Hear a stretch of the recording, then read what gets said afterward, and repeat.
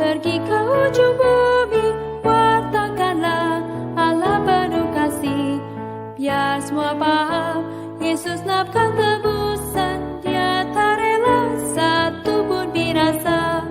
Wartakanlah segera kabar suka, wartakan Yesus tolong orang dosa. Tengok banyak orang dosa yang sesat, terus terikat jadi budak iblis. Tiada yang beri tahu tebusan telah genap, Yesus menang bangkit dari mati. Wartakanlah segera kabar suka, wartakan Yesus tolong orang dosa. Yesus tolong manusia lepas dosa, benih Adam mati dalam Yesus. Kita harus maju tanpa takut, bawa orang dosa pada Yesus. Wartakanlah segera kabar suka, wartakan Yesus tolong orang dosa. Mari, mari semua bangsa di dunia, kabarkanlah kurnianya yang jaya. Biar semua jelas Allah jadi manusia, berikan hayat rela korban jiwa.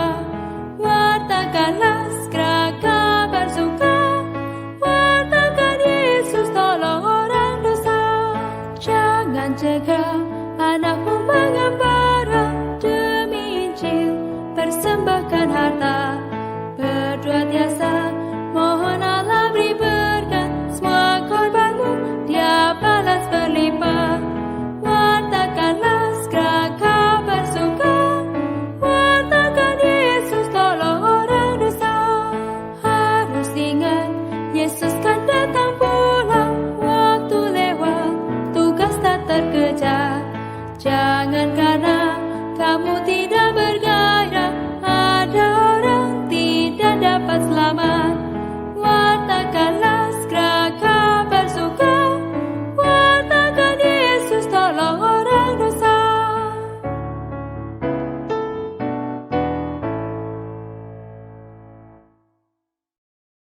Berdoa dan pekerjaan Allah. Pembacaan Alkitab, Efesus pasal 6 ayat 18.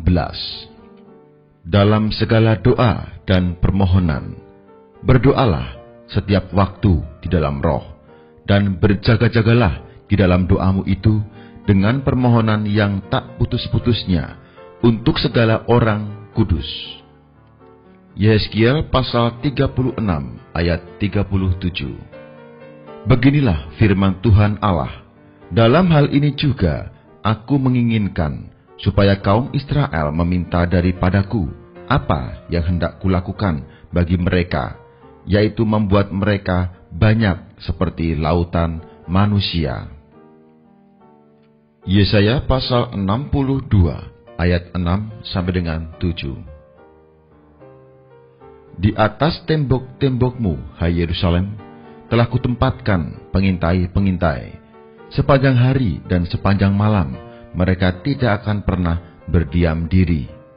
Hai kamu yang harus mengingatkan Tuhan kepada Sion, janganlah kamu tinggal tenang, dan janganlah biarkan dia tinggal tenang, sampai ia menegakkan Yerusalem, dan sampai ia membuatnya menjadi kemasyhuran di bumi. Bagian pertama, pekerjaan Allah mempunyai satu hukum, mempunyai satu prinsip. Meskipun Allah bisa menurut kehendaknya melakukan sesuatu, tetapi Dia tidak sembarangan melakukannya. Dia pasti melakukannya menurut hukum dan prinsip yang telah ditetapkannya. Sebenarnya, Allah melampaui segala hukum dan prinsip. Dia adalah Allah. Dia boleh mengikuti maksudnya sendiri melakukan sesuatu.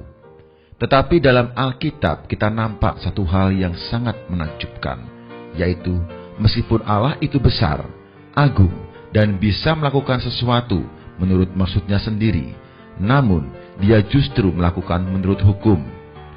Dia seolah telah meletakkan dirinya di bawah hukum, terkendali oleh hukum. Lalu, apakah prinsip Allah bekerja? Allah bekerja mempunyai satu prinsip utama, yaitu menghendaki orang berdoa. Dia menghendaki orang dalam doa bekerja sama dengannya. Dulu, ada seorang Kristen yang mahir dalam doa. Dia berkata, semua pekerjaan rohani ada 4 langkah. Langkah pertama, Allah yang berkehendak. Inilah kehendak Allah. Langkah kedua, Allah melalui Roh Kudus mewahyukan kehendak ini kepada anak-anaknya, supaya mereka mengerti bahwa Allah mempunyai satu kehendak, Allah mempunyai satu rencana, Allah mempunyai satu permintaan dan harapan. Langkah ketiga, anak-anaknya mendoakan kembali kehendak Allah ini kepada Allah. Doa adalah respon manusia terhadap kehendak Allah. Kalau hati kita seluruhnya sama dengan hati Allah, dengan sendirinya kita bisa mengutarakan keluar pekerjaan yang ingin dikerjakan Allah. Hasilnya, langkah yang keempat, Allah pasti menggenapkan pekerjaan itu. Di sini kita bukan ingin melihat langkah pertama, bagaimana, juga bukan melihat langkah kedua, bagaimana. Yang akan kita perhatikan adalah langkah ketiga, bagaimana kita mendoakan kembali kehendak Allah kepada Allah. Perhatikan kata kembali. Semua doa yang berharga adalah doa yang kembali. Kalau doa kita hanya untuk merampungkan rencana kita, harapan kita di dalam dunia rohani itu tidak seberapa berharga. Haruslah Allah yang memulai dan kita yang menanggapi. Demikian barulah doa yang berharga. Pekerjaan Allah justru dikendalikan oleh doa yang demikian.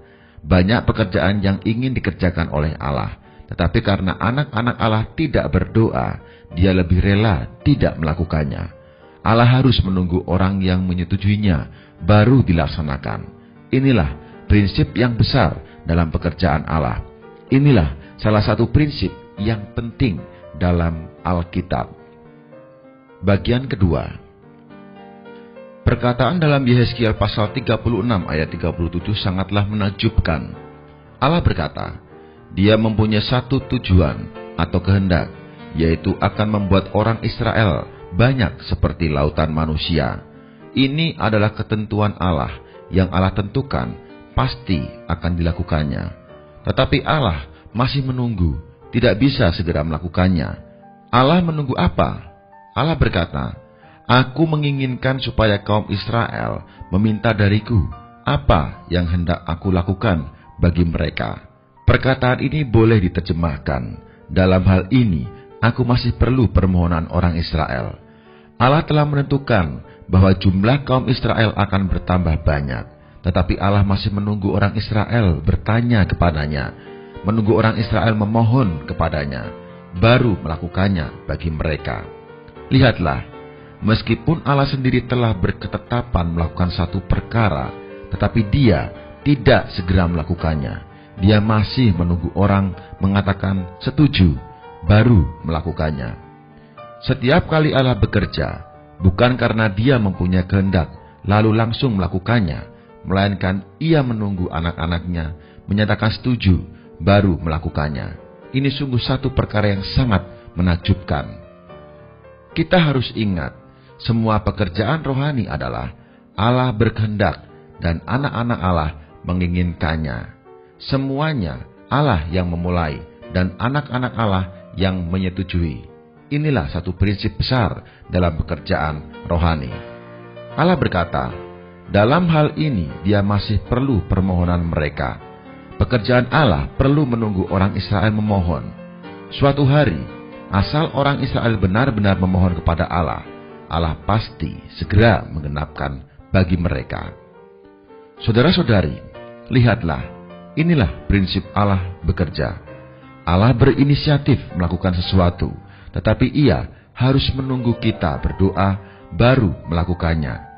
Sejak ada gereja, apapun yang Allah kerjakan di bumi, tidak ada satu perkara yang tidak melalui doa anak-anaknya. Sejak Allah mempunyai anak-anak, semua pekerjaan dilakukan berdasarkan doa anak-anaknya. Perkara apapun ditaruh di dalam doa anak-anaknya. Mengapa Allah berbuat demikian? Kita tidak tahu. Tetapi kita tahu ini adalah satu fakta. Allah mau menaruh dirinya dalam kedudukan demikian. Allah senang melakukan demikian. Dia akan melalui doa anak-anaknya melaksanakan kehendaknya. Ada satu contoh lagi, yaitu Yesaya pasal 62 ayat 6 sampai dengan 7. Di atas tembok-tembokmu, hai Yerusalem, telah kutempatkan pengintai-pengintai. Sepanjang hari dan sepanjang malam, mereka tidak akan pernah berdiam diri. Hai kamu yang harus mengingatkan Tuhan kepada Sion, janganlah kamu tinggal tenang, dan janganlah biarkan dia tinggal tenang, sampai dia menegakkan Yerusalem, dan sampai ia membuatnya menjadi kemasyuran di bumi. Allah menghendaki Yerusalem menjadi kemasyuran di bumi. Lalu apa yang ia lakukan? Di atas tembok benteng, dia menempatkan pengintai-pengintai dan menghendaki mereka berseru kepada Tuhan. Bagaimana caranya berseru? Tidak berdiam diri sepanjang hari dan sepanjang malam. Kita berseru, terus berseru, tidak berhenti, tidak membiarkan Allah tenang. Kita berdoa sampai didengar oleh Allah, berdoa sampai Allah mengerjakan pekerjaannya. Meskipun Allah sendiri sudah menetapkan Yerusalem menjadi kemasyuran di bumi, tetapi Allah perlu menempatkan pengintai-pengintai di tembok kota Yerusalem untuk berdoa. Setelah itu, barulah ia melakukannya. Allah menghendaki mereka berdoa bukan sekali saja, melainkan terus-menerus berdoa. Berdoa sampai kehendak Allah tergenap. Dengan kata lain, kehendak Allah telah terkendali oleh doa manusia. Allah sedang menunggu doa kita. Isi kehendak Allah mutlak adalah ketetapan Allah, bukan ketetapan kita. Kita sama sekali tidak ada bagian dalam ketetapan isi kehendak Allah. Tetapi pelaksanaan kehendak Allah terkendali oleh doa kita. Seorang saudara pernah berkata, kehendak Allah itu seperti kereta api, dan doa kita seperti rel. Kereta api bisa pergi kemana saja, tetapi hanya bisa berjalan di atas rel. Kekuatan kereta api memang sangat besar. Ia bisa pergi ke utara, selatan, timur, dan barat, tetapi hanya bisa mencapai tempat yang sudah ada relnya. Allah bukan tidak mempunyai kekuatan, tetapi dia terkendali oleh doa manusia. Doa yang berharga adalah doa yang membuka jalan bagi kehendak Allah. Sebab itu, kalau kita tidak memikul tanggung jawab berdoa, kita akan menghalangi kegenapan kehendak Allah. Bagian ketiga. Ketika Allah menciptakan manusia, Ia memberi manusia satu tekad yang bebas. Demikianlah, di dalam alam semesta ada 3 tekad yang berbeda. Yang satu adalah tekad Allah, yang kedua tekad iblis, yang ketiga adalah tekad manusia. Menurut pemikiran manusia, mengapa Allah tidak dalam 1 menit saja memusnahkan iblis? Allah tidak berbuat demikian. Allah menghendaki kerjasama manusia untuk membereskan iblis. Allah mempunyai tekad Allah. Iblis mempunyai tekad iblis. Manusia juga mempunyai tekad manusia. Allah mau mendapatkan tekad manusia untuk bekerja sama dengannya. Ia tidak mau sendirian memusnahkan iblis. Kita tidak mengetahui mengapa demikian. Tetapi kita tahu Allah senang berbuat demikian. Allah tidak berbuat sendirian. Allah menghendaki manusia bekerja sama dengannya. Inilah kewajiban gereja di bumi. Allah ingin melakukan suatu perkara. Untuk itu, terlebih dulu Ia melalui Roh Kudus menaruh kehendaknya ke dalam kita. Setelah kita mengubah maksud itu menjadi doa, baru Allah melaksanakan dan merampungkan pekerjaan itu. Allah bekerja harus melalui sekian banyak prosedur. Tidak bisa tidak demikian. Allah memerlukan manusia bekerja sama dengan Dia. Allah perlu ada satu tekad yang sehati dengan Dia, yang simpati kepadanya. Kalau Allah melakukan semua pekerjaan tanpa mempedulikan kita manusia, maka tidak perlu ada manusia di sini, dan kita tidak perlu mengetahui apakah kehendak Allah. Tetapi setiap kehendak Allah harus kita laksanakan. Allah menghendaki maksud kita bersatu dengan kehendak-Nya. Kita mendoakan kehendak Allah, berdoa hingga kehendak Allah ternyata keluar. Inilah langkah pertama melaksanakan kehendak Allah. Dari sini kita nampak bahwa berdoa adalah satu pekerjaan. tidak ada satu pekerjaan yang lebih penting daripada berdoa. Berdoa berarti mengutarakan kehendak Allah. Berdoa berarti merampungkan kehendak Allah. Saudara-saudari, kita harus tahu, kehendak Allah perlu diutarakan keluar dari doa kita. Sebab itu, semua doa yang berasal dari kehendak ego manusia tidak ada gunanya. Semua doa yang sesuai dengan kehendak hati Allah, berasal dari Allah, melalui Roh Kudus menyatakan maksudnya kepada kita. Kemudian kita dengan doa mengembalikan maksud itu kepada Allah. Semua doa yang sesuai dengan maksud hati Allah pasti bertitik awal dari kehendak Allah. Manusia hanya sebagai perantara, manusia hanya menanggapinya saja. Semua doa yang berasal dari kita, yang dimulai dari kita, tidak ada nilai rohaninya. Kalau kita membaca sejarah gereja, kita dapat melihat bahwa setiap kali ada kebangunan rohani yang besar, pasti bermula dari doa. Ini berarti doa membuat Allah melakukan apa yang Dia kehendaki. Kita tidak bisa memohon Allah melakukan perkara yang tidak Ia kehendaki. Tetapi kita mungkin menunda pekerjaan yang ingin Ia kerjakan. Allah mutlak benar, kita tidak bisa mengubahnya. Kita tidak bisa menyuruh Allah melakukan apa yang tidak Ia kehendaki. Kita juga tidak bisa menyuruh Allah tidak melakukan apa yang Dia kehendaki.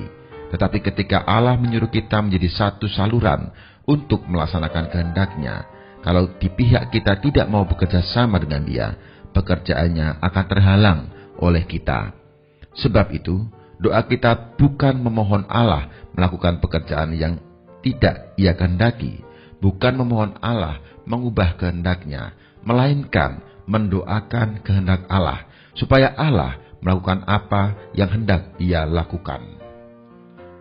Kalau kita memohon dengan mati-matian, ingin Allah melakukan perkara yang tidak Ia kehendaki, itu berarti membuang tenaga dengan sia-sia, sedikit pun tidak berguna.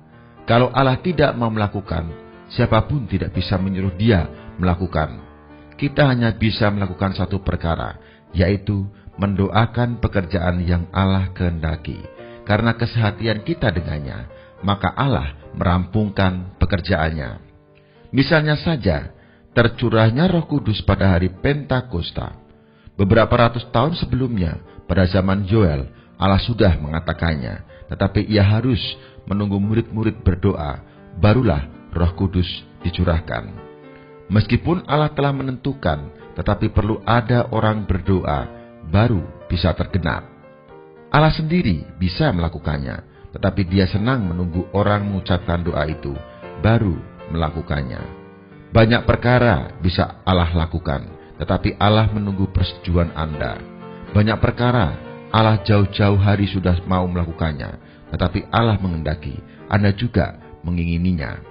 Banyak perkara Allah sudah mau melakukannya, tetapi karena Anda tidak menyatakan setuju kepadanya, maka Ia harus menunggu. Saudara-saudari, meskipun kita tidak bisa memaksa Allah melakukan apa yang tidak Ia kehendaki, tetapi kita bisa mohon Allah melakukan apa yang Ia kehendaki. Kita kehilangan berkat rohani, dikarenakan kita tidak dalam doa menyatakan kehendak-Nya. Sebab itu, kalau Anda bisa khusus melakukan pekerjaan berdoa, itu sangatlah baik. Allah sedang menunggu orang bekerja sama dengannya, agar Dia bisa melakukan pekerjaannya. Ada orang Kristen berkata, mengapa Allah tidak menolong lebih banyak orang? Mengapa Allah tidak membuat setiap kaum imani menang? Kita benar-benar percaya Allah akan melakukannya kalau ada manusia mendoakannya. Allah bukan tidak mau melakukannya, tetapi Allah ingin terlebih dulu mendapatkan sekelompok orang bekerja sama dengan Dia. Bila ada orang bekerja sama dengan Dia, saat itu juga Allah akan bekerja.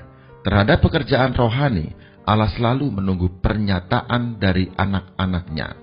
Kesuksesan atau kegagalan satu perkara tergantung bagaimana doa anak-anak Allah.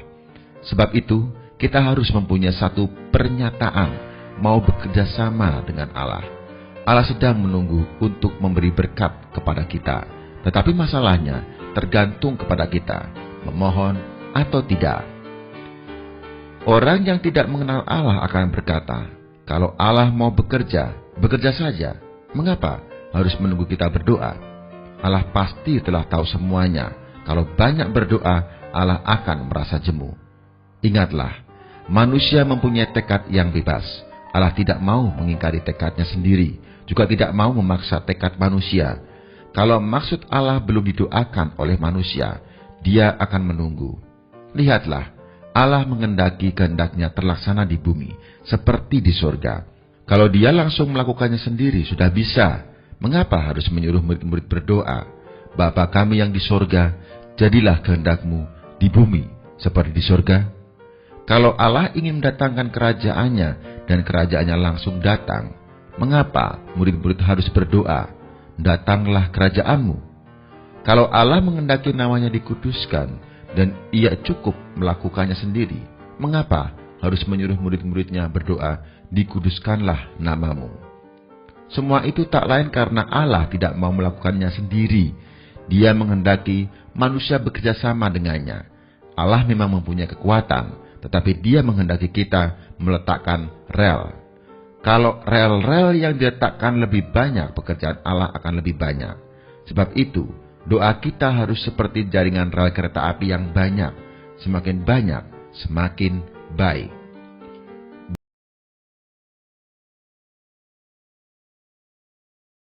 Emang boleh pasien diabetes konsumsi buah-buahan? Buah-buahan kan manis, nanti gula darahnya naik loh. Kalau kamu belum tahu jawabannya atau nggak yakin boleh nggak ya, kamu harus nonton video ini sampai selesai ya. Hey, perkenalkan saya Dr. Susantian, misi saya adalah membantu kamu mendapatkan kehidupan yang lebih baik dengan cara pendidikan kesehatan, kecantikan, dan finansial. Sebagai penggemar buah, saya mau memberikan pembelaan terhadap buah-buah yang seringkali dijadikan kambing hitam ini nih. Karena saya makan durian nih ya, jadi gula darah saya naik. Emang iya sih, yang namanya durian itu gulanya memang tinggi. Teman-teman harus kenal yang namanya glycemic index. Glycemic index adalah kemampuan suatu bahan dalam jumlah yang sama dibandingkan dengan bahan-bahan lainnya untuk menaikkan gula darah dalam suatu waktu. Nah, kita sebaiknya memilih bahan makanan dengan glycemic index yang rendah, termasuk juga buah-buahan. Ini dia beberapa buah yang cukup mudah ditemukan dan bisa dikonsumsi oleh para pasien diabetes. Yang pertama adalah alpukat. Alpukat itu kaya sekali dengan lemak yang baik dan juga karbohidratnya rendah sehingga glycemic indexnya juga rendah. Nah, untuk kamu para penderita diabetes boleh banget konsumsi alpukat. 1 hari 1, 1 hari 2 nggak ada masalah. Saya suka memulai hidangan saya dengan alpukat karena alpukat itu kaya lemak, bikin cepat kenyang, lemaknya lemak baik ya, dan juga kaya serat. Dan serat-serat itu juga yang membantu kita untuk memperlambat penyerapan karbohidrat atau naikkan gula darah yang ada di badan kita. Ada yang punya tips nggak gimana caranya dapat alpukat yang matang? Kalau saya selalu beli alpukat yang sudah matang, ready to eat, lalu saya masukkan aja ke dalam kulkas. Nah, itu enak banget ya, udah nggak usah tunggu-tunggu, udah pasti matang soalnya ketika dibeli. Punya tips nggak ya gimana caranya menemukan alpukat yang pasti matang? Yang kedua adalah berry-berryan. Berry-berryan ini tidak tumbuh secara alami di Indonesia. Ada sih beberapa kayak mulberry, strawberry masih bisa tumbuh gitu ya. Tapi memang dia habitat aslinya itu lebih banyak di negara 4 musim. Kebanyakan produk yang ada di Indonesia adalah produk impor. Dan kita bisa temukan di supermarket-supermarket yang ternama. Kalau di kota kamu nggak ada berry-berryan yang segar, kamu bisa makan berry-berryan dalam bentuk frozen. Itu pun oke. Nah, catatan ya, nggak semua berry-berryan yang sudah dikeringkan aman glycemic indexnya karena banyak sekali yang ditambahkan dengan pemanis. Sehingga setelah dikeringkan rasanya jadi lebih manis dan lebih enak dan lebih awet. Oleh karena itu hati-hati, saya lebih memilih bentuk segar atau bentuk frozen. Yang ketiga, apel. Nah, apel ini banyak banget jenisnya ya. Lalu yang mana dong yang boleh dikonsumsi? Yang pasti bukan apel yang rasanya manis sekali. Sekarang tuh saya ketemu banyak apel, harganya juga cukup mahal. Rasanya tuh manis banget dan enak banget dan crunchy banget.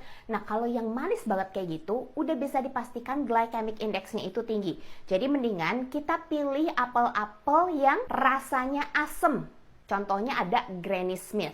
Apel Granny Smith itu apelnya hijau, mulus, biasanya ditemukan di supermarket-supermarket ternama juga, dan itu aman karena glycemic indexnya rendah. Tapi kalau kamu bingung, aduh yang mana ya? Pokoknya cobain aja dikit gitu ya.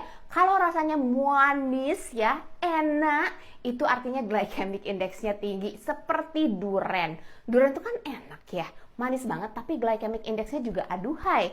Jadi sebetulnya untuk kamu yang punya diabetes, please ya, jangan sembarangan makan durian. Buah-buahan yang lainnya adalah seperti yang tadi saya kemukakan. Pilih buah-buahan yang tidak terlalu manis. Jadi artinya kamu cobain dulu. Kalau rasanya sepet-sepet, asam manis seger gitu ya, tapi nggak terlalu manis, nah itu aman. Tips lagi nih, kalau mau makan buah, sebaiknya tidak di bagian pertama kita makan.